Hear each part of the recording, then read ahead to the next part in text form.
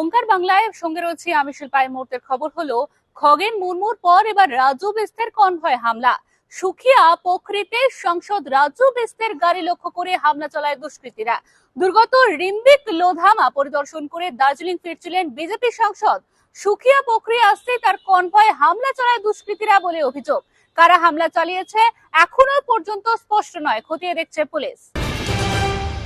ত্রিপুরায় প্রকাশ্যে বিজেপির দ্বন্দ্ব। প্রাক্তন বিজেপির সাংসদ প্রতিমা ভৌমিককে আক্রমণ বিজেপির বিধায়কের। বর্তমান সাংসদ বিপ্লব দেবকেও আক্রমণ বক্সনগরের বিজেপি বিধায়ক তফাজ্ল হোসেনের। সীমান্তে সবসময় অনুপ্রবেশ রোখা সম্ভব হয় না। স্পষ্ট ভাষায় নিজের মন্ত্রক ও সীমান্ত রক্ষী বাহিনীর ব্যর্থতা মেনে নিলেন কেন্দ্রীয় স্বরাষ্ট্রমন্ত্রী অমিত শাহ।